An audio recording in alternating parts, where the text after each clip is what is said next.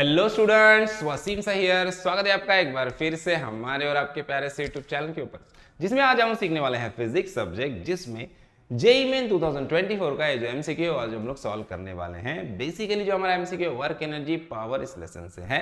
चलो प्रॉब्लम की तरफ बढ़ते। देखो स्टेटमेंट पढ़ लेते। क्या दिया? Block of mass 1 kg। ये जो हमारा ब्लॉक है, इसका जो मास है वो हम लोग को दिया है 1 kg। Okay, is pushed up a surface inclined to the horizontal at an angle of 60 degree. ये डायग्राम भी दिया है अपने को, देखो। और क्या दिया है? By force of 10 newton. 10 newton का फोर्स लगा रहे जो पैरेलल है inclined surface as shown in figure when the block is pushed up by 10 metre. Block को कितना पुश किया? 10 मीटर। तो डिस्प्लेसमेंट जो है हमारा, डिस्प्लेसमेंट दिया है अपने को 10 मीटर। डिस्प्लेसमेंट को एक्सेट नोट करेंगे हम लोग। Along the inclined surface the work done against the frictional force. Work done हम लोग को निकालना है अगेंस्ट द फ्रिक्शनल फोर्स। जी का वैल्यू लेना है 10 मीटर पर सेकेंड स्क्वायर है। तो सब में पहले यहाँ पे समझो, हम लोग को work done against the frictional force निकालना है। सिर्फ work done against the frictional force निकालना है। Work done against this 10 Newton force निकालना नहीं है। तो अपने को इस 10 न्यूटन फोर्स से कुछ लेना देना नहीं है। देखो प्रॉब्लम का कंसेप्ट समझो कैसा है कि यहाँ पे एक ब्लॉक है, यहाँ पे एक ब्लॉक है, और ये वाला जो एंगल है ये अपने को दिया है 60 डिग्री, है ना। यहाँ पे एक ब्लॉक दिया है अपने को, ये ब्लॉक है, और यहाँ पे अब इसका एफबीडी निकालना पड़ेगा। फ्रिक्शन के कंसेप्ट आपके क्लियर हो गए तो अच्छा होगा, बेटर होगा प्रॉब्लम सॉल्व करने के लिए। देखो अब यहाँ पे क्या हो रहा है, यहाँ पे ये वाला जो फोर्स जा रहा है 10 न्यूटन का फोर्स इधर लगाया हम लोगों ने, एक्सटर्नल फोर्स, जिसकी वजह से ब्लॉक का जो मोशन है इस डायरेक्शन में, ब्लॉक इस डायरेक्शन में मूव कर रहा है। ब्लॉक का मोशन इस डायरेक्शन में, अपवर्ड डायरेक्शन में, और 10 मीटर तक का डिस्प्लेसमेंट हो रहा है। कितना हो रहा है? डिस्प्लेसमेंट हो रहा है 10 मीटर का। ब्लॉक यहाँ पे था, फिर यहाँ पे क्या 10 मीटर डिस्प्लेसमेंट किया ब्लॉक में। ओके, अब यहाँ पे देखो फ्रिक्शनल फोर्स का डायरेक्शन क्या रहेगा। Frictional force always opposes the motion. Frictional force क्या करता है? हमेशा मोशन को अपोज करता है, और वो मोशन के अपोजिट डायरेक्शन में एक्ट होता है। ठीक है, तो मोशन हो रहा है अपना ऑब्वियसली अपवर्ड, पुश अपवर्ड बोला है उसने ना, तो ऊपर की तरफ हमारा मोशन हो रहा है। तो फ्रिक्शनल फोर्स कैसा रहेगा? फ्रिक्शनल फोर्स रहेगा नीचे की तरफ, ये रहेगा हमारा फ्रिक्शनल फोर्स F। ठीक है, अब यहाँ पे क्या होगा? अब यहाँ पे इसका जो mg फोर्स है, इसका जो वेट है mg फोर्स डाउनवर्ड होता है हमेशा, वर्टिकली डाउनवर्ड। ब्लॉक इंक्लाइन रहने दो, हॉरिजॉन्टल रहने दो, वर्टिकल रहने दो, कैसे भी रहने दो, जो फोर्स रहेगा mg फोर्स मेरा हमेशा डाउनवर्ड डायरेक्शन में रहेगा इधर। ठीक है, अब मैं इस सरफेस को परपेंडिकुलर लाइन यहाँ से ड्रॉ कर दूंगा, तो ये परपेंडिकुलर लाइन और इसके बीच का जो एंगल है, ये एंगल और ये एंगल सेम होता है। देखो यहाँ पे हॉरिजॉन्टल से एंगल और यहाँ पे वर्टिकल से एंगल सेम होता है, तो ये एंगल भी 60 डिग्री हो जाएगा। क्लियर? अब ये ब्लॉक का वेट आ रहा है सरफेस पे, तो सरफेस से इसके ऊपर क्या होगा? नॉर्मल रिएक्शन क्रिएट होगा। ये वाला नॉर्मल रिएक्शन हमेशा सरफेस को परपेंडिकुलर होता है अपोजिट डायरेक्शन में।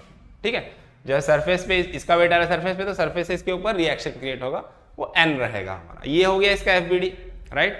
अब अपने को क्या करना है? इस mg फोर्स के दो कंपोनेंट होंगे अलोंग दी ब्लॉक, इसको रिजॉल्व करते। देखो अलोंग दी सरफेस इसको रिजॉल्व करते, सिर्फ ये इंक्लाइंड है, इसके दो कंपोनेंट करेंगे mg cos थीटा और mg sin थीटा। देखो जहां से एंगल पता है वो वाला कंपोनेंट हो जाएगा हमारा mg cos थीटा, और जहां से एंगल नहीं पता, यहाँ पे ऑलरेडी फ्रिक्शनल फोर्स है तो यहाँ पे दूसरा फोर्स आता है। देखो एक डायरेक्शन में दो फोर्स आते हैं तो उनका क्या होता है? एडिशन होता है। अगर अपोजिट डायरेक्शन है तो सब्सट्रैक्शन, सेम डायरेक्शन है तो एडिशन। ठीक है, तो यहाँ पे क्या हो जाएगा? प्लस mg sin 60, है ना। तो यहाँ से एंगल पता था, ये cos थीटा हुआ, यहाँ से एंगल नहीं पता है तो ये sin थीटा हुआ। यहाँ पे ऑलरेडी एक फोर्स था, दूसरा फोर्स आ गया जो कि सेम डायरेक्शन में है, तो एडिशन हुआ। समझा? क्लियर है? चलो अब इसका एफबीडी बन गया हमारा। अब हम लोग क्या करते हैं? अब हम लोग को क्या चाहिए? हम लोग को फ्रिक्शनल फोर्स चाहिए। सिंपल, देखो वर्क डन निकालना है, work done against the frictional force निकालना है, तो आपको क्या करना है? Simple, frictional force into displacement करना है। डिस्प्लेसमेंट पता है, फ्रिक्शनल फोर्स मिल गया तो फ्रिक्शनल फोर्स से डिस्प्लेसमेंट को मल्टीप्लाई करो, वर्क डन मिल जाएगा। एकदम आसान है। और क्योंकि फ्रिक्शनल फोर्स मोशन के अपोजिट डायरेक्शन में होता है, तो यहाँ पे जो वर्क डन आएगा वो कैसा रहेगा? नेगेटिव रहेगा। ठीक है, तो आप देखो work done is equal to, अपने को फ्रिक्शनल फोर्स चाहिए, तो मैक्सिमम फ्रिक्शनल फोर्स की वैल्यू क्या होती है? वो होती है, देखो म्यू एस दिया है यहाँ पे अपने को, है ना। स्टैटिक फ्रिक्शन की कोएफिशिएंट ऑफ स्टैटिक फ्रिक्शन की वैल्यू दिया है, तो ये क्या होता है? फ्रिक्शन होता है हमारा म्यू इंटू एन। तो बेसिकली यहाँ से अपने को n निकालना है। n निकालने के लिए हम लोग क्या करेंगे? देखो यहाँ पे n निकालने के लिए हम लोग n इज इक्वल टू क्या होगा? mg cos 60। तो देखो अपोजिट फोर्सेस सेम होते हैं, इक्विलिब्रियम की कंडीशन अप्लाई कर रहे हैं हम लोग, ऊपर के फोर्सेस और नीचे के फोर्सेस सेम रहेंगे, तो n इज इक्वल टू क्या होगा? mg cos 60। ठीक है, अब यहाँ पे ध्यान दो, cos 60 और sin 30 की वैल्यू सेम होती है। m कितना है मेरा, m है मेरा मुझे दिया 1 kg, और g कितना है, g 10 लेना है। cos 60 sin 30 की वैल्यू सेम रहती है जो कि हाफ होती है ना। तो अब यहाँ पे क्या होगा, 1 × 10 10 हो जाएगा, तो 10/2 क्या होगा, ये 5 न्यूटन आ जाएगा। n हमारा, n कितना आ गया, 5 न्यूटन। ठीक है, तो अब मैं क्या करूँगा, यहाँ पे वैल्यू पुट कर दूंगा। म्यू कितना है मेरा, म्यू 0.1 है।